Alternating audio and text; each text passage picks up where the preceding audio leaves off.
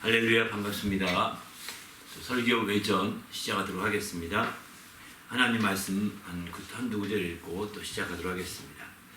마태복음 22장 43절 44절입니다.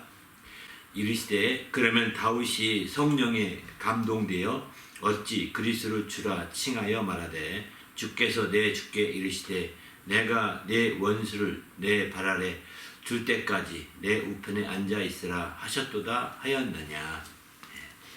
오늘 이건 말씀의 중심 말씀인데요. 오늘은 다윗이 성령에 감동되어 라고 하는 제목으로 말씀을 나눴습니다. 오늘 말씀을 통해서 이제 다윗이 성령에 감동되어 크게 쓰임 받았듯이 우리도 성령에 감동되어 크게 쓰임 받자라고 하는 주제로 말씀을 드렸습니다. 이렇게 성령의 큰 감동을 받아 우리가 성령의 감동을 받아 사는데 익숙해질 때 또 이렇게 크게 쓰일 수 있다는 거 또 잘 이해했으면 좋겠습니다. 그리고 이렇게 성령의 큰 감동을 받은 사람들은 성령의 감동을 귀하게 여겨서 성령의 감동을 아주 귀하게 여겨서 그 감동으로 주신 모든 그 영감이라든가 그 모든 기록이라든가 모든 작품이라든가 모든 것들을 귀히 여겨야 된다는 거예요. 성령은 귀히 여기는데 성령께서 베풀어 주신 그 영감으로 주어진 모든 것들을 귀히 여기지 않고 함부로 여기고 하찮게 여기고 한다면 이건 지혜가 아니거든요. 그래서 성령의 역사를 정말 우리 가운데 성령의 감동 역사가 계속되게 하기 위해서는 무엇보다도 그런 부분들이 중요한 것 같습니다. 그런 부분에 대해서 이제 다윗 시대를 생각하면서 우리가 다시 또 이렇게 말씀을 드렸고요. 그렇게 할 때 어느 주님의 날이 주님이 어느 날 우리를 또 성령에 감동되어 역사했다고 이렇게 인정해 주시고 또 주님이 공인해 주실 수도 있지 않겠는가 하는 생각을 해봅니다. 이렇게 늘 성령의 역사하심을 귀히 여기는 자가 되어야 되겠다 하는 생각을 다시 한번 해보면서 또 필요한 질문부터 받도록 하겠습니다. 네, 오늘 본문에서도 그렇지만 예수님께서 시편을 인용하신 것을 본문에서 봤는데 신약시대의 관점에서 신약적인 관점에서는 이것을 어떻게 이해하면 좋을까요? 예. 예수님이 다윗이 성령에 감동되었다라고 인정하고 또 뿐만 아니라 성령에 감동되어 기록했던 그 시편 말씀을 많이 이용하셨죠. 그 특별히 요한복음에 보게 되면 다른 부분 잘 모르고 요한복음은 10번 이상 시편을 인용했더라고요. 시편 말씀을. 그만큼 구약 시편에서 그 시편에서 10번 이상 인용한 데가 별로 거의 많지 않거든요. 그런데 이제 그만큼 예수님은 시편에서 10번 이상 인용하면서 이렇게 하시되 그 중에 대표적인 것은 이제 시편 말씀 중에서도 예수님이 죽으실 때 또 처음에 태어나실 때 혹은 죽으실 때 그때 전후로 예수님께서 많이 인용하십니다. 특별히 예수님이 십자가 달려서 이제 그 운명하시는 과정 가운데 성령이 그 시편의 말씀을 그대로 몇 번, 서너 번 정도 이렇게 인용하시거든요. 또 이런 말씀들을 비춰보면 또 예수님이 이제 운명하실 때 가룟유다에 팔리게 되잖아요. 그 가룟유다가 어떻게 파멸하게 되는지도 시편에 예언이 돼 있거든요. 이런 말씀들 다 비춰본다면 훨씬 더 많은 숫자가 사실은 예수님이 시편을 인용해서 말씀하셨다고 하는 것을 우리는 생각해 볼 수 있게 됩니다. 그런데 그럼 왜 예수께서 시편을 이렇게 크게 인용하시게 될까? 물론 모세오경도 많이 인용했습니다. 다른 복음서에 보게 되면. 그리고 이사야서나 에레미야서 이런데 예언서들 중에 특별히 이사야서의 예언도 많이 인용해서 말씀하셨습니다. 그런데 어쨌든 시편에 대한 인용이 다른 복음서에 비해서 요한복음이 유난히 더 많이 인용해서 이렇게 말씀하고 있는데 그것은 아마 이제 요한복음 자체가 이제 영적인 거거든요. 요한복음이 굉장히 영적인 복음서입니다. 육신의 어떤 생활만 초점 두지 아니하고 영적 생활에 초점 두고 이제 거기에 초점을 말씀을 하고 있는데 반면에 시편도 이 영적인 부분이 굉장히 많습니다. 시편에 대해서 쭉 조사해 보니까 이제 영혼에 대해서 시편에서 103번이나 이렇게 좀 인용했더라고요. 영혼에 대해서. 시편 전체에 103번 영혼에 대해 말하는데 성경 전체에서 반 이상의 시편이 나온다는 얘기입니다. 신구약 전체에서 영혼이라는 것을 이렇게 검색을 찾아보면 194번밖에 안 나오는데 바로 103번이 이제 시편에 집중되어 있습니다. 그러니까 영적인 측면들을 굉장히 많이 다루고 있는 거예요, 시편은. 그래서 예수님께서 자신의 모든 영적 생활에 대해서 영적인 것을 설명하면서 많은 시편 말씀을 인용하지 않았을까 이런 생각을 해보는 거죠. 나머지 구약뿐만 아니라 신약 해봤자 신약에서 영혼이라는 단어를 많이 쓴 것 같죠. 신약의 영혼이라는 단어가 사실은 28번밖에 안 나옵니다. 신약에는요. 굉장히 적은 거죠. 오히려 구약이 범위가 많아서 그런지 몰라도 영혼이라는 언급이 굉장히 많이 나옵니다. 특히 이사야서나 에레미야서, 에스겔서 같은데 예언서 가운데도 꽤 많이 나오고요. 그러나 이제 그 앞부분은 그렇게 많이 안 나오더라고요. 앞부분은.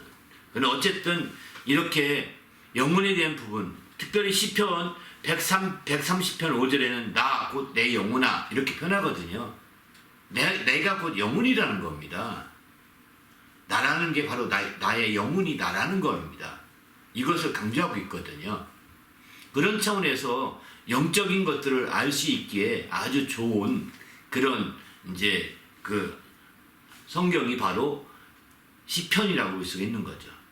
더구나 예수님의 어떤 태어남이나 예수님의 출생이나 예수님의 그 고난받고 죽으시고 부활하시는 그런 부분에 대해서 예수님의 직접적으로 이제 그 삶에 대해서 이렇게 예언한 부분이 많은 것이 시편이기 때문에 시편을 많이 인용하지 않았을까. 거기에 연관된 예언 부분이 많다는 것을 볼 수가 있는 거죠. 그래서 어떤 사람은 시편을 구약의 복음서라고 이렇게 표현을 합니다. 시편을 구약의 복음서라는 거예요. 마치 마태복음, 마가복음, 또 누가복음, 요한복음 하듯이 시편 복음이라는 거예요. 시편 복음. 그러니까 구약에서 본다면 이제 그렇게 우리 영혼에 대해서 아주 깊이 다루게 되고 복음서는 영혼에 대해서 깊이 다루고 있거든요. 그렇게 다루고 또 영적 생활을 하도록 이끌어주는데 초점 두고 있는데 시편도 이와 같이 영적 생활하고 영혼을 할 수 있도록 이끄는데 초점을 두고 있는 거죠. 그런 차원에서 볼 때 우리가 이 시편에서 말하는 예수님의 이 영적인 부분이 아주 굉장히 밀접하게 연결되어 있다는 것을 알 수 있는 거고, 더구나 복음서는 예수님의 공생애를 집중적으로 다루고 있는데 이처럼 그 시편에 통해서 예수님의 공생애에 대한 부분들을 많이 이렇게 예언하고 있기 때문에 같이 복음서다라고 하는 빗대서 이렇게 비유적으로 말씀하고 있는 거죠. 그러나 중요한 것은 이건 것 같습니다. 시편이 중요하고 다른 것은 덜 중요하다 이런 말이 아니라 바로 예수님에 대해 그렇게 많이 예언하고 있고 또 이 영적인 것을 많이 얘기하고 있기 때문에 시편을 우리가 더 가까이 더 많이 연구해보자, 좀 빨리 더 깊이 알기 원해서는 시편을 더 읽고 더 참고해보고 더 공부해보고 이렇게 하면 좋겠다라고 말씀드리는 거죠.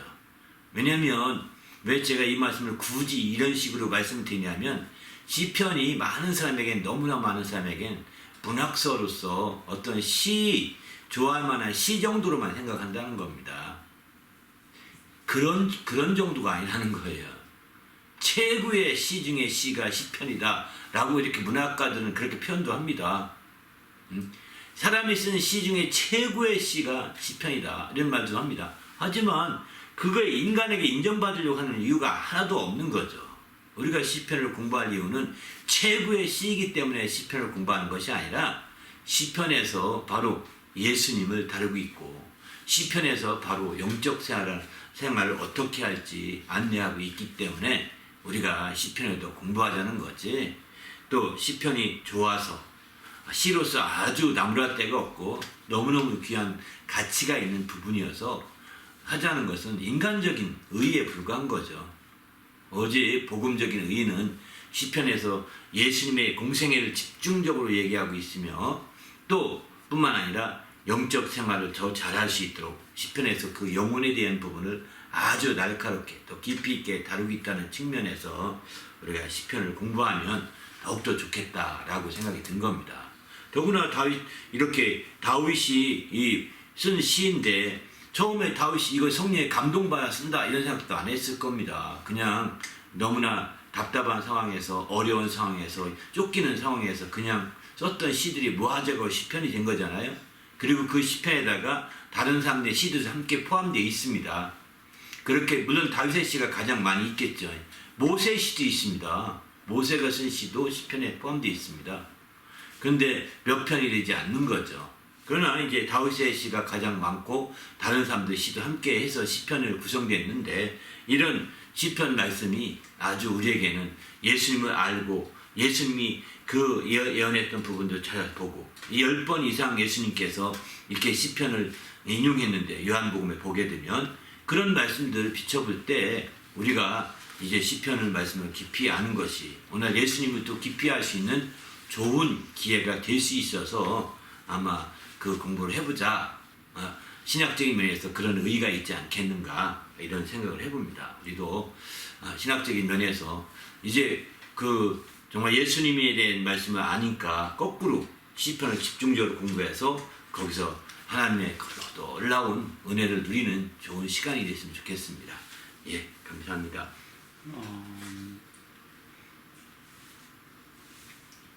오늘 성령의 감동하심에 대해서 많이 언급하셨는데 성령의 감동하심에 익숙해지려면 어떻게 해야 하나요? 예, 성령의 감동에 대해서 말씀드렸죠.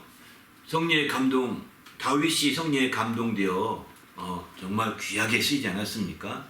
다윗은 평범한 집안의 그 막내인가요? 정확히 모르겠는데 정말 어린아이로 목동 역할을 했었습니다. 형들은 군대 나이 들어서 다 군대 가서 나라를 위해서 충성하고 있는데 막내는 이제 목양을 할 사람이 없으니까 그를 보내서 하게 된 거죠. 그런 평범한 집 아이였다고요. 그런데 그가 목동으로서 목자로서 정말 그가 일을 하면서 아주 충실하게 그 일을 잘했죠. 그래서 얼마큼까지 잘했느냐? 그 양들을 사자가 와서 물고 가면 사자를 쫓아가 가지고 사자의 입을 열고 양 새끼를 끄집어냈다 합니다. 놀랍지 않습니까? 사자를 쫓아가는 것도 놀라운데 어떻게 사자가 무는데 양 큰 것도 아니고 조그만 새끼 물고 가서 먹으려고 하는데 뒤를 쫓아갔다.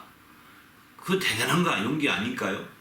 그런데 입까지 열어서 끄집어냈다는 거예요. 사자랑 싸워서. 이 용기가 어디서 나온 걸까요? 그는 하나님을 의지했고 그는 하나님으로 살았고 또 그렇게 해서 사자를 두려워하지 않는 그런 마음을 갖게 된 거죠. 그리고 마침내 거기서 사자를 물리친 경험이 큰 힘이 되어서 자기가 오로지 하나님을 힘입어서 나갔을 때 사자도 두려워하지 않고 그런 일을 했던 것을 생각해 보면서 나중에 형들이 군대에 이제 음식을 제공하러 갔는데 그 적군의 그 큰 장군이 거인 장군이 나와서 막 그 이스라엘 군대를 희롱해요. 막 욕하고 깐보는데 가만히 있을 수가 없었던 겁니다. 그래서 그는 그 거인의 그 장군 앞에 대도전하게 되는 거죠. 도전하게 됐을 때 그는 이제 사자에게 갈 때도 보호해 주신 하나님이 사자보다 더 악한 당신, 사자는 이스라엘을 욕한 적이 없지만 그냥 우리 이스라엘의 양떼를 물고 간 것밖에 없는데도 이렇게 지켜주셨다. 근데 이스라엘의 군대를 욕한 저는 더 악한 것이다. 그냥 하나님이 지켜주지 않겠느냐. 아주 순수한 믿음으로 그렇게 나갔습니다. 그리고 그는 갈 때 거인은 엄청나게 큰 무기를 갖고 나왔지만 그는 물맷돌 가지고 나가지 않습니까? 그래서 마침내 그 물맷돌 가서 그 골리앗이죠. 이 거인을 부서뜨리게 됩니다. 쓰러뜨리게 되고 그래서 마침내 승리하게 되죠. 그리고 나서 마침내 그는 이제 하나님의 역사하심을 놀라운 그 광경을 보는 거고 그 목동으로 있을 때 그때 이후에 이제 마침내 그가 이 기름 부음 받게 되었고 기름 부음 받은 이후에 하나님이 이제 골리앗을 대적할 수 있게 길을 열어놨었거든요. 그렇게 해서 그게 점점 이제 그 믿음이 단련되는 겁니다. 다윗이 그냥 하루아침에 갑자기 성령에 감동되어 역사하는 것이 아니라는 거죠. 제가 이렇게 말씀드리는 것은 성령에 먼저 감동됨이 있으려면 가장 먼저 믿음의 훈련부터 막 믿음을 단련시켜야 되는 겁니다. 믿음을 가지고 뒤로 물러갈 것이 아니고 앞으로 도전해가는 이런 경험과 이런 훈련들이 있어서 거기서 믿음이 단련되어야 성령의 감동을 크게 더 받을 수 있게 되는 거거든요. 그러나 우리가 알다시피 정말 믿음으로 그렇게 하지 못하게 되면 어떻게 되느냐? 이제 더 어려워지는 거죠. 정 믿음으로 단련되지 않은 상태에서 어느 날 갑자기 성령의 감동이 졌을 때 이걸 믿을 수 있겠어요? 이것대로 성령의 감동대로 움직이다가 내가 무너지고 내 신앙이 무너지고 내 모든 게 무너질 수가 있는데 그럴 수 있겠냐는 거죠. 그게 어려운 거거든요. 그래서 성령의 감동을 받고자 한다면 다윗처럼 믿음을 정말 용기를 내는 믿음을 가지셔야 합니다. 그리고 믿음으로 도전해 가셔야 합니다. 그것뿐만 아닙니다. 그렇게 하고 나중에 그는 이제 악령을 쫓아내잖아요. 수금을 타서 정말 사울에게 역사하는 악령, 사울이 악령의 역사로 혼란에 빠져 있을 때 이제 수금을 탄 자를 부르라고 해서 마침내 그 중에 다윗이 빌려지게 되는 거죠. 그리고 다윗이 수금을 탈 때 그 악령이 다 떠나가고 상쾌하게 낫게 됐다라고 사무엘상 16장 23절은 그렇게 말하거든요. 이런 경험들이 항상 뒷받침되는 겁니다. 그리고 이렇게 되니까 마침내 그 성령 역사를 이제 그 점점 늦게 되고 영적인 면에서까지도 막 역사하고 있는 것을 더 알게 되는 거죠. 여러분 믿음이 없이 성령이 역사하면 아주 성령의 감동만 받고 아주 막 그럴듯하게 살고 싶다고 한다면 그건 겉멋입니다. 겉멋이지 실제 영혼에 큰 유익이 없을 수 있습니다. 그런 겉멋들은 사람 중에 대표적인 사람이 시몬이라는 사람이 있습니다. 빌립과 함께 사마리아에 있을 때 시몬이라는 사람이 정말 사도들이 와서 빌립은 그 일을 못했는데 사도들이 와서 안수하면서 성령 다 받게 하거든요.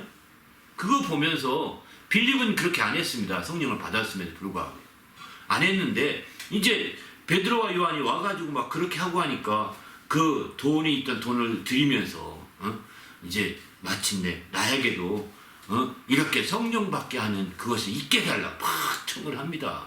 겉멋들은 겁니다. 그래서 돈 주고 살려고 하는 것을 알고 베드로가 책망을 하게 되죠. 네가 은과 함께 이걸 살려고 하네 은과 함께 망할지어다 라고 막 심지어 이렇게까지 말도 합니다. 이게 겉멋들면 망하는 겁니다. 그런 겉멋이 중요한 것이 아니라 이제 정말 시몬이 그런 걸 원한다면 빌립처럼 전도하고 빌립처럼 막 믿음을 전하고 침례받게 하고 이런 일부터 해야 되는 거예요. 믿음의 경험을 그렇게 쌓아가야 되는 거예요. 그리고서 나중에 이제 다른 지역에 가서 막 또 빌립처럼 전도해서 교회를 세우고 또 다른 분 하고 이러다 보면 성령 받게도 할 수 있는 길이 열릴 수 있는 거죠. 그리고 그게 안 되고서 그 앞에서 그런 절차를 다 무시하고 어떤 간단하게 얻는 방법을 생각하거든요. 아닙니다. 성령에 감동되어 다윗이 역사했던 것들을 우리는 성령에 감동되면 다윗처럼 아주 잘날 수 있습니다. 다윗처럼 훌륭한 임금도 될 수 있습니다. 다윗처럼 훌륭한 목자도 될 수 있습니다. 다윗처럼 훌륭한 군대를 나가서 이끌고 나가서 싸울 수도 있고 승리하게 됩니다. 막 이렇게 얘기하면 얼마나 좋은 메시지가 됩니까? 근데 우리가 성령에 감동받아 그렇게 된다고 하니까 겉모습만 따라서 나도 부자가 되고 싶고 나도 승리하는 군인이 되고 싶고 나도 나중에는 왕이 되고 싶고 막 이런 것만 생각하는 거예요. 성령에 감동받으면 그렇게 될 수 있는데 바로 그러기 위해서는 믿음의 체험이 절대적인 거죠. 다윗처럼 사자 앞에 가서 쫄지 않고 입에서 새끼를 끌고 나올 수 있겠습니까? 이렇게 믿음을 발휘할 수 있고 믿음이 발휘될 때 가능한 거거든요. 그리고 또 수금을 타서 악령들을 쫓아낼 수 있겠습니까? 아니 피아노도 치면서 수금까지 탈 수 있겠습니까? 그러니까 당신이 하모니카도 못 불면서 수금을 탈 수 있겠냐고요. 하나님을 찬양하려고 당신 준비한 건 뭐가 있습니까? 못난 목소리밖에 없잖아요. 네. 정말 그건 아쉬운 거예요. 목소리 하나도 난 음치야, 노래도 못해, 안 해. 이런 사람은 더 아쉬운 거죠. 똑같은 목소리 가지고 하나님 섬기는데 찬양을 해야 되는데 무슨 준비가 됐습니까? 아니잖아요. 하나님을 찬양하고 섬기려고 준비가 된 사람이 있을 때 그런 수금을 타고 준비한 것 가지고 악한 영을 쫓아낼 수 있는 거예요. 세상 좋은 명곡이 아니라 세상 오래된 그 좋은 음악들이 아니라 왜 악기를 가지고 왜 좋은 세상 명곡이나 하고 세상 좋은 팝송이나 하고 왜 그렇습니까? 하나님을 찬양하면 안 됩니까? 하나님을 찬양하죠. 그거 하려고 했는데 왜 좋은 그 재능을 가지고 그렇게 하는지 모르겠어요. 세상 사람이 속한 세상 사람들은 세상 명곡을 해야 모이겠죠. 그러나 하나님의 사람들은 세상 명곡 몰라요. 팝송 오래된 좋은 명곡 팝송 잘 몰라요. 하나님의 사람들은 하나님도 모르실지도 몰라요. 관심이 없으니까. 물론 아시겠지만 관심이 안 드시는 거예요. 그런데 이왕이 당신이 수금을 가지든 피아노를 가지든 하모니카를 가지든 자꾸 하나님을 찬양해야죠. 그럴 때 악령이 막 떠나가는 거거든요. 악령이 떠나가는 이런 훈련이 돼 있냐는 거죠. 안 돼 있잖아요. 그런 거 안 하면서 놀고 있으면서 나도 왕 되고 싶어. 나도 정말 대장 되고 싶어. 나도 막 사자를 이기는 목자가 되고 싶어. 에휴, 안 됩니다. 쉽지 않습니다. 당신이 겉모양만 따라가려고 하는데 그렇게 해서는 안 되는 거죠. 그렇지 않습니까? 그래서 우리는 주님 앞에서 겉모양보다 성령의 감동받으려면 앞에 정말 성령이 감동되면 성령의 역사는 그냥 갑툭튀 하는 게 아니라 갑자기 나오는 것도 아니고 툭 튀어나오는 것도 아니고 튀어나오는 것도 아니에요. 갑툭튀라고 그러더라고요. 성령의 역사는 그냥 툭 떨어지는 게 아닙니다. 간혹가다 정말 나는 새신자인데 오늘 가서 막 회개했더니 성령 받았어요. 이런 사람이 있는데 그런 사람들 하나님이 인정하신 거죠. 그러나 이제 다윗 같은 경우를 보면 갑자기 드는 게 아니라는 거예요. 우리가 이런 믿음의 훈련과 그런 모든 것들이 정말 준비해서 하나님을 찬양하고 그래서 악한 영을 물리칠 수 있는 그런 경험들, 체험들 이런 게 뒷받침되어 있을 때 사실은 성령의 큰 감동을 받으시죠. 사실은 알다시피 다윗이요 구약에서 성령에 대해서 가장 첫 번째로 언급한 사람이에요. 시편 51편 5절에 성령을 거두지 마소서. 성령을 알잖아요. 성령이란 두 단어 쓰신 분이에요. 물론 그게 히브리 말로는 성신이라고 표현했다고 하더라고요. 성신. 그래서 구약 개혁 성경에서 성신을 거두지 마소서 이렇게 했다고 하는데 그게 가장 먼저예요. 나머지 엘리사 또 모든 것 다 그 뒤에 일이거든요. 또 역대상 같은 데 기록은 제3자가 나중에 봐서 추가적으로 다 기록한 표현이잖아요. 시편 그것은 다윗이 직접 쓴 거라니까요. 직접. 그리고 직접 성령을 언급한 예언서는 아다피 이사야서나 요엘서인데 그건 한참 뒤에 나온 거고요. 뒤에 그런 언급이 나온 거죠. 그러니까 이만큼 다윗은 이런 성령에 감동되어 살았다고 하는 것을 알 수 있는 거예요. 그래서 그는 성령에 감동되어 살았었기 때문에 성령을 거두어 가신다면 나에게서 난 아무것도 아니다. 나에게 함께 하시는 성령이 거두어 가신다면 나는 진짜 아무것도 아니다. 이런 생각 때문에 그는 성령을 거두지 마소서라고 간절히 회개하면서 기도했던 거죠. 그런 것처럼 이제 다윗의 경우를 가만히 돌이켜보게 되면 성령이 감동됨을 아주 귀히 여겼다는 겁니다. 성령의 감동됨은 아주 귀히 여긴 거예요. 그러니까 성령이 거두지 않기를 안전히 소망했던 거죠. 그러니까 우리도 성령의 감동받아 살기 원한다면 성령을 누구보다 귀히 여기셔야 합니다. 성령을 아주 존중하시고 성령이 정말 얼마나 소중한 분이신지를 알고 그분을 정말 그분이 우리의 연약함 때문에 울지 않으시도록 이렇게 해야 되는 거죠. 그렇지 않습니까? 성령을 함부로 대하지 마시고 예수님도 성령을 대하실 때는 존칭으로 쓰셨잖아요. 성령이 임하시면 성령이 오시면 이렇게 다 십자를 붙이셨잖아요. 우리도 예수님도 그렇게 하셨거늘 하물며 이제 우리가 성령을 에이 아무나 주시는 성령인데 뭐 까짓거 성령 뭐 이렇게 생각하면 안 됩니다. 그렇게 생각하면 안 됩니다. 그렇게 하니까 성령을 모독할 수가 있는 거고 그 함부로 생각하니까 성령 앞에 거역하는 겁니다. 이거 다 성령을 근심케 하는 일이고 구약에서 성령을 근심케 하면 하나님의 대적자가 된다고 했습니다. 이사야는 그렇게 말하고 있지 않습니까? 그런 의미에서 본다면 우리는 정말 성령을 참으로 귀히 여기되 소중히 여기고 성령을 존중하고 이런 삶이 된다면 더욱더 성령에 감동받아 살 수 있죠. 그러나 성령을 그렇게 여기지 않고 오히려 예수님보다도 성령을 더 무시하듯 이렇게 대합니다. 예수만 믿으면 성령은 따라오는 것 같이 표현하는 사람도 있거든요. 예수만 믿으면 돼. 성령은 그냥 상관없어. 예수만 믿으면 구원받아. 그 말은 맞습니다. 구원받는 데는 성령이 어쩌면 상관없는지도 모르겠습니다. 왜? 예수 믿어야 구원받는다고 했으니까요.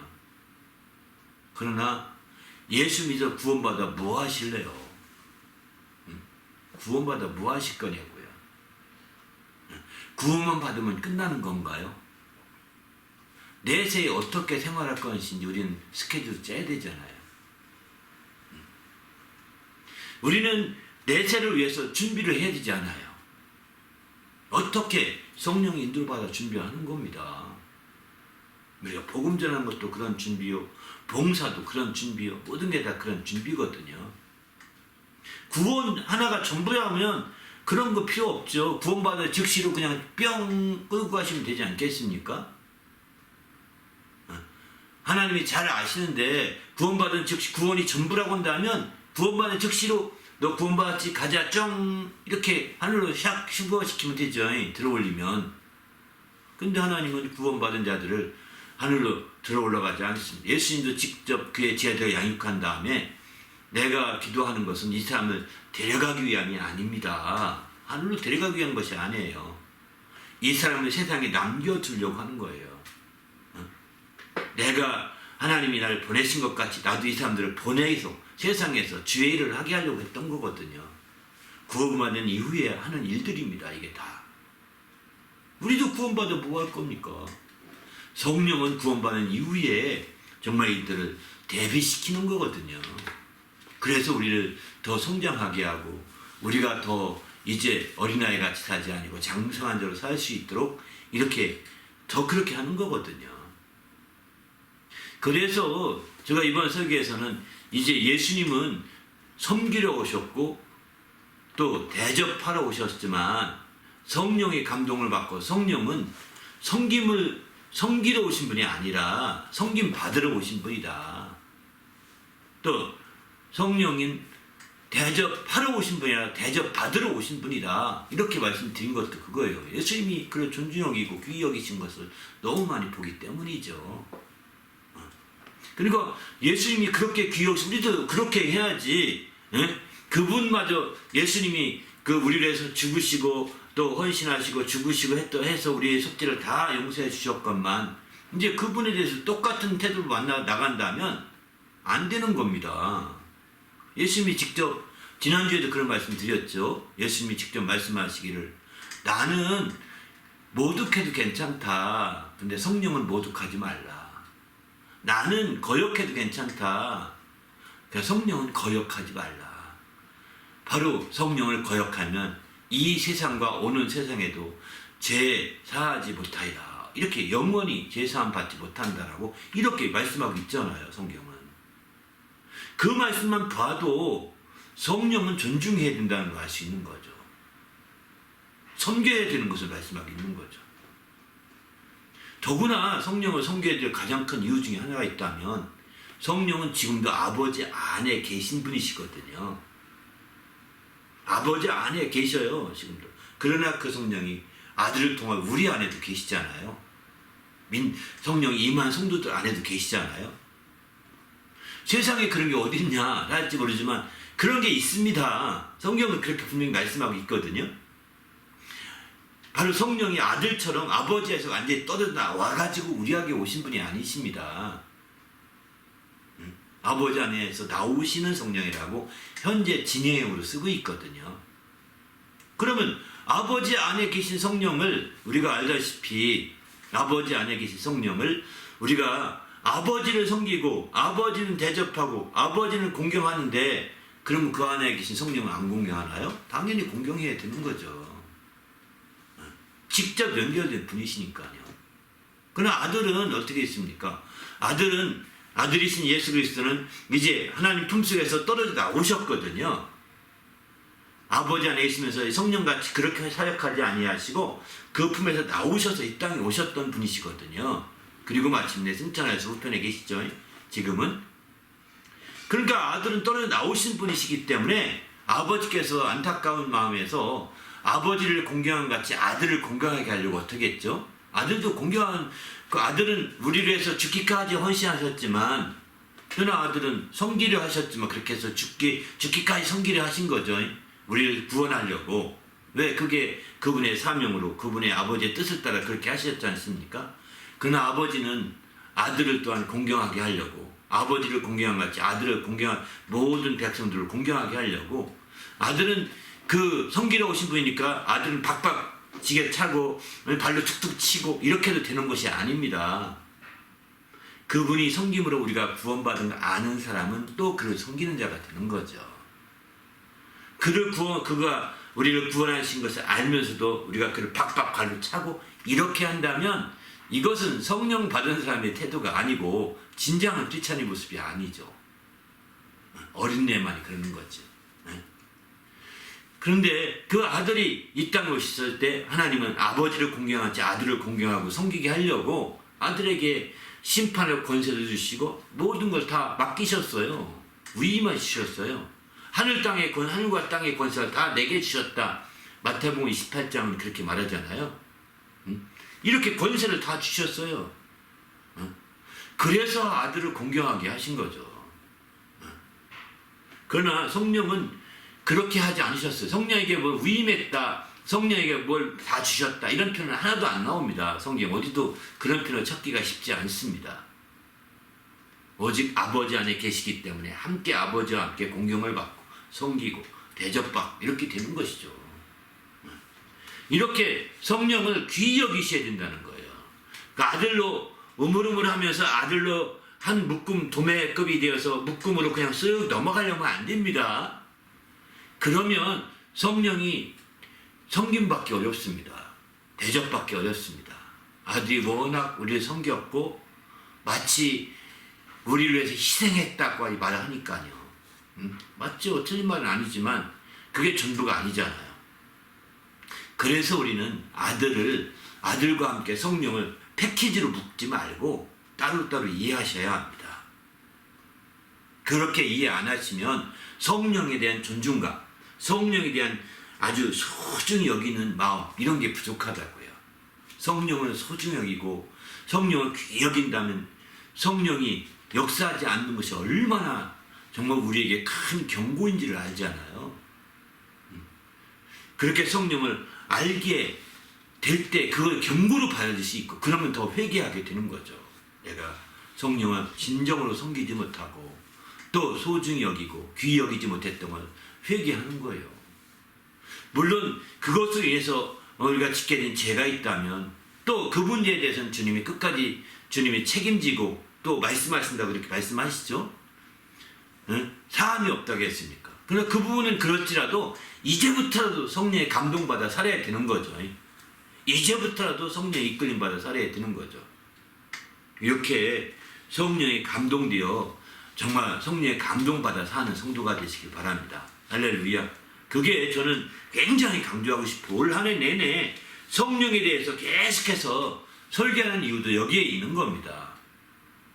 예수님이 성령에 대한 부분을 이렇게 언급하신 부분을 그 배경을 집중적으로 말씀을 드리면서 우리도 성령을 아주 존중히 여긴다면 우리의 삶이 달라질 것이다. 성령이 역사해야 된다. 너무 성령을 잘 모른다. 신학적으로 지금 설명하는 게 아닙니다. 신학적인 설명보다는 저는 성경적인 배경을 통해서 이건 이해했으면 좋겠다는 거예요. 신학적으로 뭐 어떻고 뭐 어떻고 이거 주제를 정하려면 한이 없을 것입니다.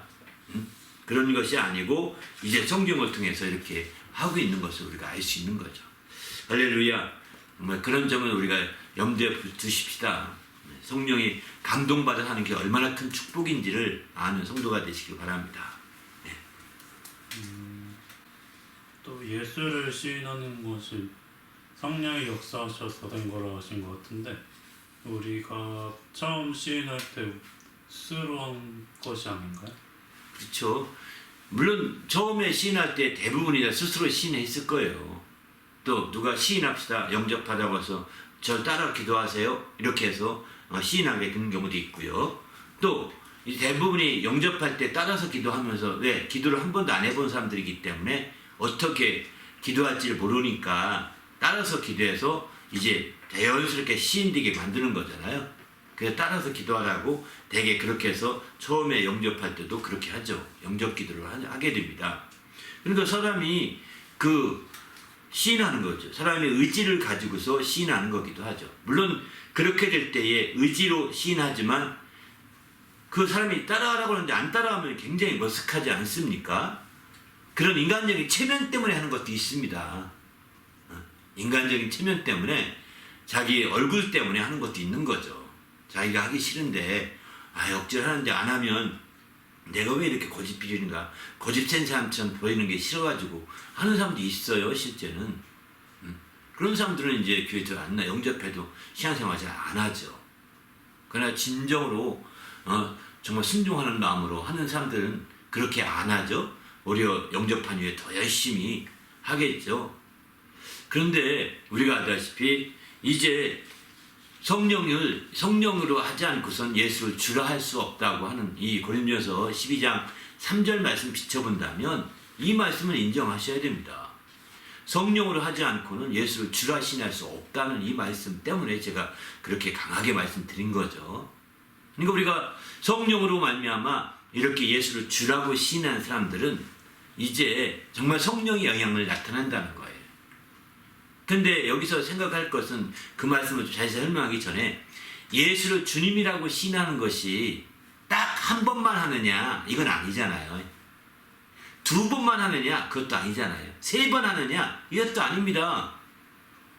계속해서 시인하고 더 많이 시인하는 겁니다. 그러니까 인간의 어떤 의지로 시인하는 것도 있지만 성령으로 시인되어서 성령의 영향을 받는 성령의 영향력이 끼쳐지는 그런 사람이 되어야 된다는 거죠. 그냥 인간의 의지나 인간의 생각이나 인간의 어떤 그 눈치나 이런 것들로 이제 할 때도 있었겠지만 그러나 성령의 진정으로 은혜 받고서 내가 주님이라고 믿고 신정할 때 이게 바로 되는 거죠. 그런 그 시인이 분명하게 되면 그는 성령으로 말미암아 이렇게 살 수 있는 자들이 되는 거죠. 그 성령이 나에게 끼치는 영향이 더 커지게 되는 겁니다. 그러나 성령께서 끼치는 영향이 이제 정말 없고 오히려 예수 믿는다, 예수를 주라고 시인했음에도 불구하고 세상 사람과 똑같이 살아요. 세상 사람과 똑같이 먹고 마실 거 다 먹고 마시고 필 거 잘 거 다 자고 이러는 겁니다. 이렇게 돼버리면 어떻게 될까요? 이것은 지혜가 아닙니다. 성령이 그로 시인했다 하더라도 여전히 세상의 육신의 방법대로 머물러 있기 때문에 성령의 영향력이 거의 없다 해도 과언이 아니잖아요. 이렇게 되는 사람들은 이제 성경은 요한복음 고린도전서 12장 2절에 보면 말 못하는 우상에 끌려다니는 이방인과 같다라고 표현하고 있습니다. 바로 성령이 예수를 주라고 시인하기 전에 이방인들은 다 바로 말 못하는 우상에 끌려다니고 있다는 것입니다. 그러나 우리가 이제 예수를 주라고 시인하는 우리는 말 못하는 우상에 끌려다니는 것이 아니라 성령에 끌려다녀야 된다. 사실 이런 표현이거든요. 그러면서 12장에 1절부터 2절, 3절에 나온 말씀은 바로 이제 이방인들은 곧 예수를 주라고 믿지 않는 이방인들은 말 못하는 우상에 끌려다니면서 말 못하는 우상의 영향력 아래 살고 있는 것이지만 예수를 주라고 시인하는 성령으로 시인하는 자는 바로 예수를 저주할 자로 하나님의 영으로 정말 믿는 자들은 예수를 저주할 자라고 믿지 아니하고 이 하나님의 영 곧 성령으로 예수를 주라고 시인할 수 없 성령으로 하지 않고 시인할 수 없다고 3절에 이렇게 말하고 있는데 성령으로 시인한 자들은 다르다는 거예요. 이방인과 다르게 성령의 이끌림을 받아야 된다는 거죠. 그래서 성령의 이끌림을 받아서 성령의 영향력이 나타나게 해야 된다라고 강조하고 있는 겁니다. 우리는 주님 앞에서 정말 성령의 이끌림이 아닌 세상 말 못하는 우상에 이끌림 받는 자가 되지 마시길 바랍니다. 오히려 그런 존재, 이방인같이 그렇게 말 못하는 우상에 이끌림 받았다 보니까 나는 절간에 간 적도 없고 나는 우상 섬긴 것도 없는데요. 아닙니다. 당신 육신대로 사는 것이 바로 그것입니다. 바로 탐심이 우상이라고 성경은 말하잖아요. 당신이 얼마나 탐심이 많습니까? 탐심 하나만 해도 돼요. 사실은 다 이방인들이 탐심으로 삽니다. 그러니까 말 못하는 우상에 끌려다니며 살고 있는 겁니다. 그러니까 우리는 그런 육신으로 사는 게 다 그런 모습이라고 본다면 이게 바로 예수를 믿지 않는 자들의 공통점이잖아요. 그들의 탐심을 더 나타내려고 정말 부처에 가서 기도하는 사람도 있는 거고 탐심을 더 막 나타내서 이제 큰 나무에 가서 절하기도 하고 이런 겁니다. 다양한 우상 모습이 나타나죠. 다 근데 그 모두가 말 못하는 우상들입니다. 공통점이. 그러나 그 영향력이 커서 점점점 거기에 매여버리게 되는 거예요. 끌려다니는 거죠. 그러나 예수를 주라고 믿은 자들은 성령을 하게 돼서 믿게 되는데 그들은 어떤 사람들이냐? 바로 하나님의 영에 점점 이끌림 받는 사람이 된다는 거죠. 성령에 점점점 이끌림 받은 사람, 곧 성령의 영향력이 넘치는 사람이 된다는 것입니다. 지금 그런 차이를 설명하려고 고린도전서 12장 이제 1절부터 3절까지 말씀을 하고 있는 거거든요. 우리 진정한 크리스찬은 그래서 성령으로 하지 않고서는 예수 주라 신할 수 없다 하는 말씀을 근거로 해서 성령으로 말미암아 예수를 주라 믿는 자들이다 라고 이렇게 말할 수가 있는 거죠. 여러분이 크리스찬이라고 한다면 내가 주라고 신하는 것이 내 육신의 목소리만 있는 것이 아니라 내 육신의 결단만 있는 것이 아니라 거기에 반드시 성령께서 함께 하심을 여러분이 아시길 바랍니다. 성령이 역사하심으로 함께 된 거예요. 그러면 또 이런 질문을 할 거예요. 그러면 이 성령이 오순절에 이후나 왔는데 오순절 이전에는 믿는다는 것은 어떻게 된 거냐? 예수를 주라고 하는 것은.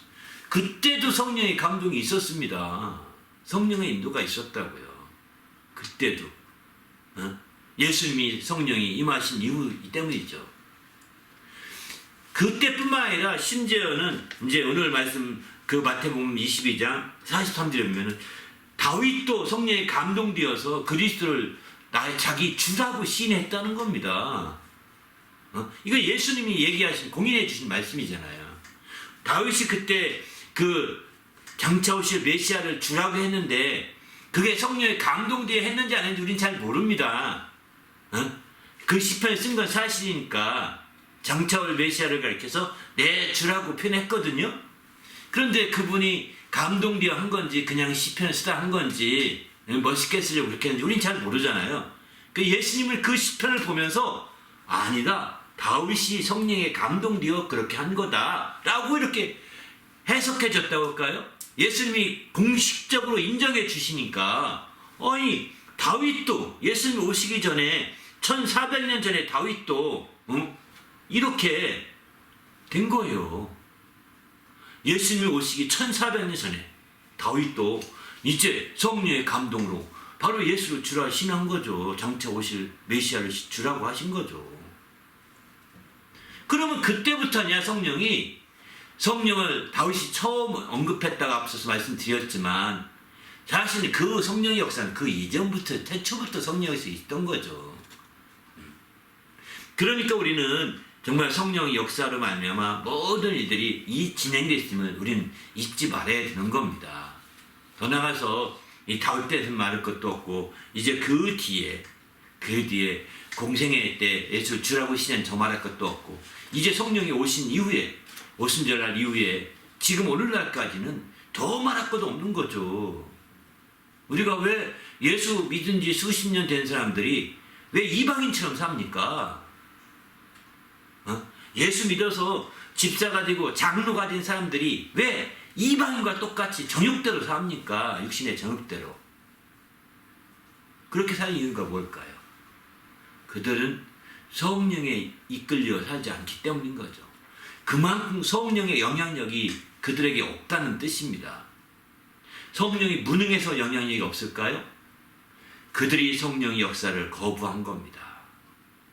그들이 성령의 역사를 제한시킨 것입니다. 성령을 존중해야 하고 성령을 참으로 귀히 여기고 성령의 감동에 대해서 더 아주 큰 가치 있게 그 의의를 알아야 되는데 그렇게 모르니까 그냥 거기서 무너지는 거예요. 성령 영향이 그만큼 축소가 되고 성령의 영향이 작아지면 작아질수록 바로 말 못하는 우상의 영향력이 더 커지는 거예요. 탐심의 영향이 더 커지는 거예요. 네? 여러분 어떻게 살기 원하십니까? 바로 우리가 예수를 주라고 시인하고 있어요. 또 앞으로도 시인할 것입니다.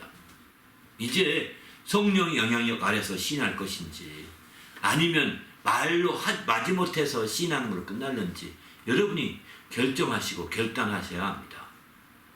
이제 나는 성령이 예수를 주라고 시인하면 시인할수록 성령이 나의 삶에 영향을 미쳐야 되겠다. 성령이 나에게 영향력을 발휘하게 해야 되겠다. 이런 결심을 한다면 여러분도 놀라운 역사가 있을 거요. 그런데 이제 성령 영향력이 불분명하게 되면 그게 안타까움이 드는 거죠. 우리도 이제 주님 안에서 이런 성령의 영향력이 넘치는 성도가 되시길 바랍니다. 그렇게 될 때 정말 우리가 참된 크리스찬이 될 수 있는 겁니다. 우리도 성령의 인도를 받아서 특별히 성령의 영향력을 받아서 사는 성도가 되시길 바랍니다. 그래서 말 못하는 우상, 곧 탐심과 같은 우상의 영향력이 점점점 줄어들게 만들어야 된다고요. 그런 것들이 점점점 우리 가운데 영향을 미치지 못하도록 하려면 바로 성령의 영향력이 커져야 되는 거죠. 그래서 성령은 육신의 소욕을 제한다고 했습니다. 성령은 육신의 소욕 가운데 탐심이 들어있거든요. 소욕을 제한하는 겁니다. 육신의 정욕을 제한하는 겁니다. 성령은. 그러나 이제 우리가 성령을 영향력을 받지 않는 쪽으로 내가 나가면 육신의 정욕이 그대로 틈타오는 거예요. 그러면서 성령의 영향력을 발휘하지 못하도록 막 오히려 더 정말 주객이 전도되어서 악화가 양화같이 막 활동하는 거죠. 이거 문제가 심각한 거죠. 그래서 성령을 받으라고 성령의 인도를 받으라고 성경은 아주 누누이 강조하고 있습니다. 우리도 성령의 인도를 받는 성도가 되시기 바랍니다. 할렐루야. 그래서 정말 참된 크리스찬으로서 중심을 잡아가는 성도가 되시길 부탁드립니다. 오늘 설교 준비하시면서 새롭게 깨닫거나 더 보충할 영감이 있으신가요? 오늘 또 더 말씀을 나누고 싶었던 것은 사도들도 예수님만이 이제 그런 것이 아니라 사도들도 이제 그랬다는 점들을 앞에 설교 중에 잠깐 언급했지만 사도들도 그렇다는 겁니다. 사도들도 사도행전에도 보면 이제 시편 말씀을 인용해서 예수를 증거하잖아요. 이사야서의 말씀이나 다른 요엘서 말씀이나 이런 말씀 또는 에레미야서 말씀을 통해서 성령에 대해서 얘기할 때 좀 인용하지만 나머지는 예수님에 대해 증거할 때마다 시편 말씀을 가장 많이 인용합니다. 시편 말씀. 특별히 예수님의 죽으시고 부활하시는 그 과정, 부활하심에 대해서는 예수님이 죽고 부활하신 그 일련의 과정에 대해서는 그게 복음의 핵심이었죠. 그것에 대해서는 더 나가서 바로 그 시편 말씀을 인용해서 그들이 몇 번씩 인용하고 중복되어 인용하면서 복음을 전했던 걸 보게 됩니다.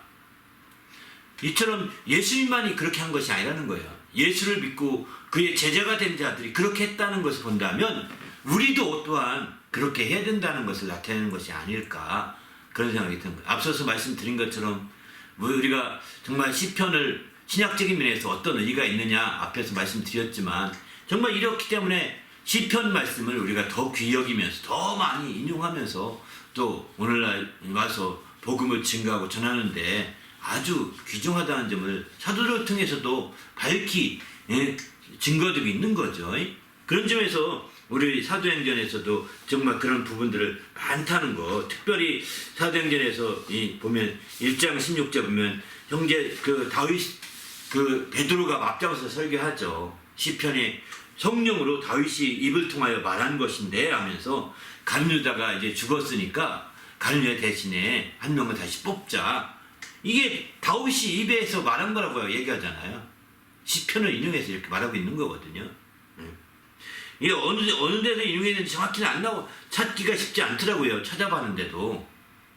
근데 이 분명히 성령이 다윗의 입을 통하여 예수 잡는 자들의 길잡이가 된 유다에 대해서 이야기하고 있다. 막 이런 얘기를 하는 거 본다면 분명한 겁니다. 더 나아가서는 이제 사도행전 4장 25절에 보면은 우리 주상 다윗의 입을 통하여 성령으로 말씀하시기를 이렇게 이거 성령으로 말씀하신 이것도 시편에 나온 말씀인데 이 말씀도 이렇게 직접 인용해서 말씀하고 있는 것이잖아요. 이런 성령으로 말씀했다. 예수님만이 다윗이 성령에 감동되어 말했다고 하지 아니하고 또 성령이 또한 이제 그의 제자들도 이렇게 다른 말씀인데도 성령이 바로 다윗을 통해서 말했다라고 강조하고 있는 겁니다. 이런 강조들 볼 때 다윗이 진짜 성령을 참으로 귀히 여겼고 성령에 감동되어 살았던 그런 분이면 틀림이 없다라고 확신할 수 있는 거죠. 우리도 그런 확신을 가지고 이제 어떤 것보다도 이제 시편의 말씀을 통해서 복음을 증거하고 예수의 부활을 증거하고 예수의 나심도 증거하고 또 이런 것들을 할 때 정말 저 아름답지 않겠는가 그런 생각이 듭니다.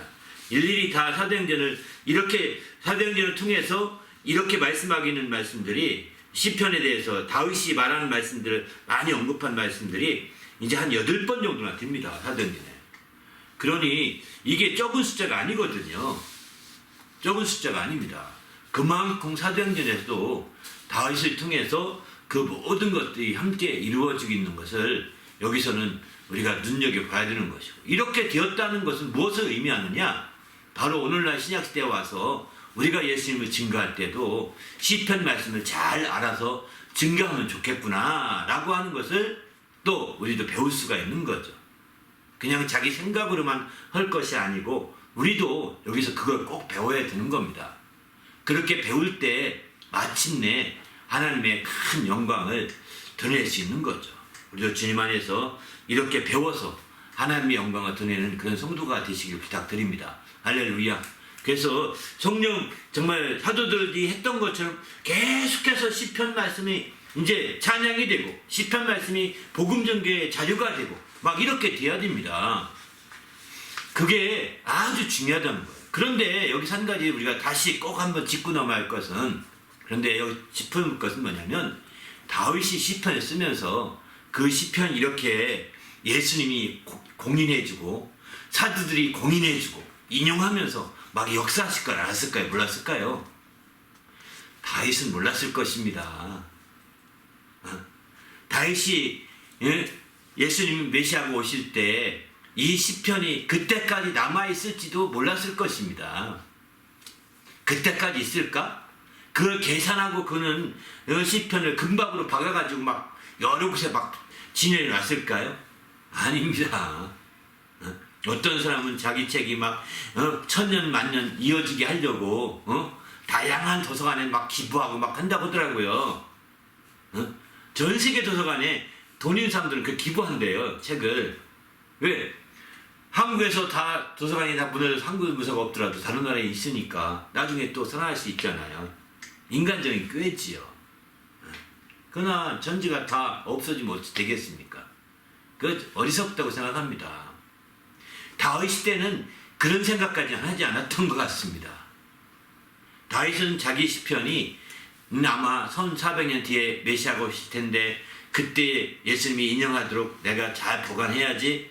그래서 하나는 베들레헴에 이 금박을 박아가지고 금 막 해서 갖다 놓고, 하나는 에살렘에, 하나는 저 사마리아에, 하나는 저 북쪽 어디에 막 이렇게 여러 군데에 사고를 두듯이, 옛날 조선시대에는 조선실록, 왕조실록에 대한 사고를 그렇게 두었거든요. 왜냐하면 불타 없어지면 성이 없으니까.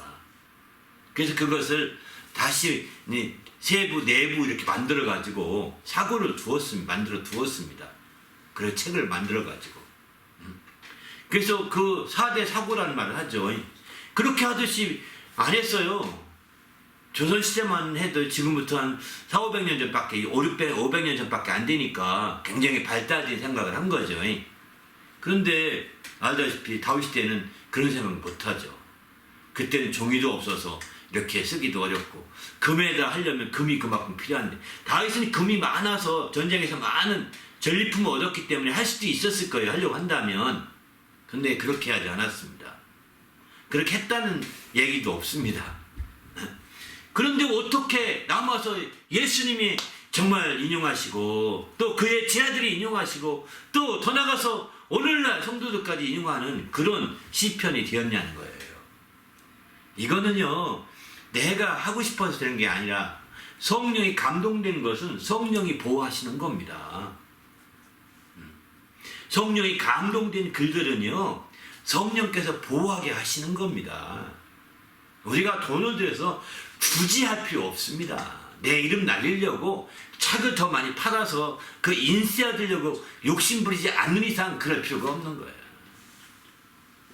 성령이 감동된 글은, 성령이 감동된 역사들은 계속 성령이 역사하셔서 이어지게 하고 있다는 것을 우리는 기억해야 되는 거예요.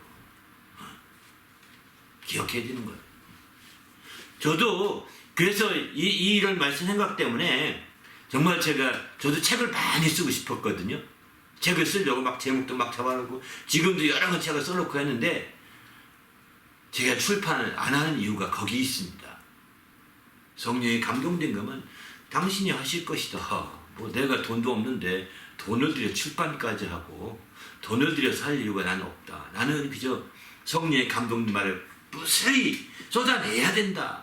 또 쏟아내야 된다. 지금은 유튜브 시대가 열려서 진짜 감사해요. 막 쏟아내는 겁니다. 또 쏟아내는 거고요. 여러분 성령에 대한 얘기를 들었어도 저에게 들은 얘기가 굉장히 새로운 얘기가 많을 것입니다. 이게요 다 제가 뭐 특별하게 신학 지식을 통해 해석한 것이 아닙니다. 성령의 감동을 받아서 그렇게 영감을 따라서 말씀드리는 거죠. 이게 신학의 어떤 교리와 신학의 어떤 성령에 대한 지식과는 차이가 있을 수 있습니다. 그러나 저는 성령의 감동됨을 알기 때문에 그저 가감없이 말씀을 드리는 거죠. 감히 말씀을 드리는 겁니다. 어쩌면 당신 개인의 얘기죠? 견해죠? 이렇게 당신이 낮춰서 그렇게 말할지도 모릅니다. 나는 그러면 저도 낮추어서 맞습니다. 내 개인의 의견입니다. 하지만 성령에 감동돼서 말씀을 드리는 겁니다. 많은 사람이 공인해 준 말씀이 아니라 더 한 사람만이 개인의 의견일 수도 있습니다. 하지만 성령이 공인해 주신다면 이 말씀이 성령에 대한 주류 되지 않겠습니까? 성령 영향력이 나타나게 하지 않겠습니까? 저는 그걸 믿는 거예요. 우리는 주님 안에서 다윗도 어쩌면 성령의 감동되어 살면서 그가 정말 그가 고난받으며 썼던 시, 또 쫓겨다니면서 썼던 시, 어려움을 겪으면서 썼던 시, 나단 선지자가 쫓아와서 막 그 꾸중하고 회개할 걸 촉구했을 때 그 마음을 썼던 시, 이게 시편 52편에 성령을 거두지 말라고 한 그 시편이거든요. 그런 시, 다양한 자기가 경험했던 상황 속에서 그때마다 어려운 상황 속에서 또 어떤 특별한 상황 속에서 그때 느꼈고 그때 마음에 성령에 감동된 그 영감을 따라 그냥 쓴 거예요. 여러분의 우리의 삶에는 또 다른 경우가 많겠죠. 이런 특별한 경우가 많을 것입니다. 그때마다 쓰는 겁니다. 여러분 뭐 하나라고 바쁘십니까? 뭐 하나라고 바빠요? 그때마다 쓰다 보면 바쁜 거예요. 성령의 감동을 쉽게 여기니까 감동이 있을 때 안 쓰고 감동이 있어도 게으른 거죠. 저는 여러분들이 주님 앞에서 그런 감동을 누리시기 바랍니다. 할렐루야. 저는 목회일지를 꼭 씁니다. 근데 의무적으로 쓰는 건 아니고 감동이 있을 때 씁니다. 한 달에 한 번 정도 쓰면 좋겠다 하는데 어떤 때는 한 달에 두세 번, 서너 번도 막 쓰기도 합니다. 그런데 어쨌든 이렇게 감동을 계속 써나가야 돼. 한번 쓰다 보면 그거 쓰느라고 그 레러 사이즈로 서너 페이지 쓰게 되면 두세 시간 훌쩍 가버립니다. 그거 쓰고 나면 다른 거 못해요 또. 밤 늦게까지 써야 되고요. 바쁜 거예요. 그래서 성령의 감동을 저는 무시하고 싶지 않은 거예요. 성령의 감동을 가능하면 그대로 표출시키고 싶은 겁니다. 성령의 감동을 그대로 나타내고 싶은 거죠. 이런 감동이 되어져야 되지 않겠습니까? 다윗은 자기 시편이 정말 어떻게 쓰임받을지는 생각지 못했지만 그러나 자신의 감동된 성령의 감동만큼은 그냥 말지 않겠다. 그래서 열심히 썼던 것이 아닐까. 시편에 굉장히 가장 긴 150편까지 되잖아요. 물론 거기엔 모세의 시편도 있고요. 거기엔 다른 사람들이 쓴 시편도 있어요. 그러나 다윗 시가 가장 많죠. 시편이. 그만큼 우리는 우리의 삶에 성령에 감동되었을 때 시든 어떤 문장이든 글이든 계속 쓰고 정리하고 또 아니면 말로라도 이렇게 녹음을 하고 녹화를 해서 남겨놓으셔야 돼요. 남겨놓으셔야 돼요. 저는 제가 설교하면서부터 이제 제가 목사 안수 받으면서 설교했던 설교를 다 이후부터 녹화했어요. 목사 안수 받을 때 MP3 하나 사서 MP3 지금은 MP3가 없어졌죠. 녹음되고 듣기만 하는 그 음성만 듣는 그 장치였거든요. 이게 한국에서 최초로 개발한 건데 그게 셀폰이 나타나면서 다 사라져 버렸습니다. 저는 이제 그 MP3 하나 사서 그거로 그 녹음하면서 이제 디지털화 시킨 거죠.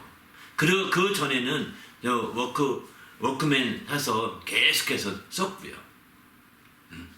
그리고 요즘에는 셀폰을 통해 계속 녹음합니다. 제가 들고 있는 이유도 녹음과 관계가 있는 거죠. 어쨌든 남기고자 하는 거죠. 글쎄요, 이것을 누가 가치 있게 여겨서 누가 쓰는지 모르겠습니다. 저는 돈 받고 팔 것도 아니고 그저 부지런히 남길 뿐입니다. 이것을 몰라보고 어떤 사람은 다 쓰레기통에 버릴지도 모르겠습니다. 가치를 모르고서. 그러나 필요한 것이면 하나님이 남기실 것입니다. 성령이 영향력을 끼쳐서 그것을 사용하게 하실 거고 인용하실 것입니다. 공인시켜 주실 것입니다. 저는 그렇게 생각을 합니다. 제가 대단한 큰 위인은 아닙니다. 저는 아주 평범한 목사에 불과한 거예요. 아주 평범한 목사에 불과한 사람이지만 그러나 저는 정말 성령의 감동하심을 귀히 여기는 사람입니다. 성령이 역사하시면 아주 존중해 여기고 정말 그렇게 성령의 사람이 되고 싶은 그런 사람이에요. 그런 성령의 감동과 성령의 역사로 이루어진 모든 어떤 문건 하나라도 정말 쉽게 버리고 싶지 않은 사람이에요. 그것이 어떻게 쓰이고는 두 번째입니다. 제가 할 수 있는 한 제가 보호하고 제가 귀히 여기고 제가 정말 그것을 참으로 보호하고 싶은 거죠. 더 보존하고 싶은 거죠. 그러나 그것이 어떻게 되는지 어떻게 사용되는지는 저도 잘 모릅니다. 저도 이제 주님이 부르시면 가야죠. 그거 다 갖고 가지도 못해요. 언젠가는 다 쓰레기통에 버려지는 것도 뭐 뻔한 이치이기도 합니다. 그러나 그 중에 한 가지라도, 그 중에 한마디라도 성령의 감동으로 이렇게 정말 온전히 전해질 수만 있다면 저는 대단히 기쁘고 만족한 거죠. 우리도 이렇게 성령의 역사하심, 성령의 감동하심, 성령의 인도하심을 통해 만들어진 작품들은 그것이 시가 됐든 소설이 됐든 어떤 에세이가 됐든 그것이 어떤 일기가 됐든 뭐든 상관이 없습니다. 그런 것들을 귀히 여기는 것만큼 성령을 귀히 여기는 거예요. 그런 것들을 귀히 여기고, 왜 그게 다 성령 안에서 감동되어 우리가 썼고 기록했고 또 편집했고 이렇게 모은 것들이잖아요. 그것이 어떤 책이 돈을 들여서 책으로 이 땅에 출판되지 않았다 하더라도 굉장히 가치 있는 거거든요. 그래서 우리 주님 앞에 쓰임받을 수만 있다면 이거보다 더 좋지 않겠습니까? 우리도 이렇게 쓰이는 귀한 성도가 되었으면 좋겠습니다. 할렐루야. 그래서 어쨌든 성령으로 새롭게 되시고 쓰이고 이렇게 했으면 좋겠습니다. 세상에서는 믿지 않는 사람들 가운데서는 이제 평범한 생활에 성령의 감동이라고 말하기도 어렵고 성령의 인도라고 말하기도 어렵죠. 일반 옛날 사람들 얘기는 성령이 오시기 전, 예수 믿기 전이니까요. 그런데 그런 사람들 가운데 이제 평범하게 썼던 육아일기가 결국은 어떻게 되냐면 이제 한 400~500년 뒤에 그게 남습니다. 그게 남겨져서 옛날에 그 육아를 어떻게 하는지 이런 것들이 알려지게 되면서 이게 역사의 자료가 되더라고요. 역사에 평범한 사람들이 얘기입니다. 그러니까 당신이 아무리 평범한 사람이라 하더라도 당신이 하는 일들을 자세히 기록해 놓으면 그 당신이 역사는 오래 가잖아요. 역사는 그 역사에 재료가 되는 거예요. 그 역사의 산물이 되는 겁니다. 그러나 당신이 삶을 하찮게 여기고 무시하고 당신의 삶을 보잘것없게 생각한다면 당신은 스스로가 그렇게 생각하기 때문에 이제 바쁜 것도 없고 시간만 질질 잘 간다고 생각하고 헛되이다 라고 느낄 것입니다. 그러나 당신이 나이 들어서 정말 일기를 쓰든 평범한 일기를 써도 좋아요. 그렇게 해서 10년이든 20년, 이분의 육아일기는 16년을 썼다고 합니다. 양아록이라고 하는데 양아록에 그 이문석인가 한 그런 분이 있었는데 이분은 16년 동안 어린아이 태어나서부터 쭉 임신부터 쭉 이렇게 쓴 거예요. 며느리가 남편이 죽고 그 과부가 되어서 애기가 태어나는 것부터 쭉 쓴 거예요. 이런 일련의 과정들을 16년 동안 기록한 거니까 대단한 거죠. 그것처럼 세상에 있는 동안에 역사에 남다는 게 가장 큰 거 아니겠습니까? 그러나 우리 크리스찬들은 역사 별 의미가 없습니다. 주님께 쓰이는 게 가장 큰 겁니다. 할렐루야. 주님께 쓰이는 게 가장 큰 거라고요. 내가 기록한 것이 주님이 쓰신다면 내가 정말 이렇게 영상을 남기고 내가 이렇게 음성으로 녹음한 그것이 주님께 쓰인다면 주님의 또 다른 사람들에게 쓰인다면 이게 최고지요. 뭐 그렇지 않겠습니까? 누가 어떻게 쓸지 잘 모릅니다. 그러나 내가 철저히 성령에 감동받아 이렇게 말씀드리고 또 기록하고 쓰고 정리하고 이렇게 할 터인데 이런 것들이 주님에게 쓰이고 주님에게 쓰인다는 게 뭐가 있겠습니까? 이제 주님으로 해야 쓰이는 것인데 주님의 사람들이 그것을 이용해서 주님을 전하는 데 쓰이는 거죠. 이렇게만 될 수 있다면 저는 크리스찬으로서 최고의 영광이라고 생각합니다. 야, 내가 이 땅에 다녀가면서 알게 됐던 그 말씀이 내가 이 땅에 다녀가면서 예수님이 다녀간 땅에 다녀가면서 이제 깨달았던 그런 말씀들이 또 예수님을 또한 증거하는데 그대로 또 전해지는구나. 그걸 인용해서 전해지는구나. 막 이렇게 말씀만 있다면 말할 수가 없는 거죠. 이런 행복이 클 거라고 생각합니다. 근데 누가 이런 말씀을 인용했는지 저는 지금 모르죠. 확인할 기도 없죠. 그러나 이제 나중에 AI가 생기게 되면 물어볼 수 있을 것 같아요. 야, 내 설교를 누가 많이 인용하냐? 내 설교를 누가 나와서 비슷하게 하는 누구냐? 내 설교 이렇게 물어보면 아마 쭉 조사해서 알려주기도 할 거래요. 그거 안다고 해서 뿌듯해하고 자랑스럽고 우월할 필요는 없습니다. 그러나 성령의 감동이 헛되지는 않았구나. 이거에 대한 자부심과 긍지를 가질 수 있는 거죠. 우리도 어쨌든 성령의 감동하심에 대해서 이런 자부심과 긍지를 가져서 우리 주 앞에 귀하게 쓰이기를 예수님의 이름으로 부탁을 드립니다. 할렐루야. 정말 길게 이제 이 말씀을 드렸는데요. 주님 안에서 이렇게 성령에 감동된 사람이 되어서 정말 이렇게 주님께 쓰인다면 왜 우리라고 다윗처럼 안 되겠습니까?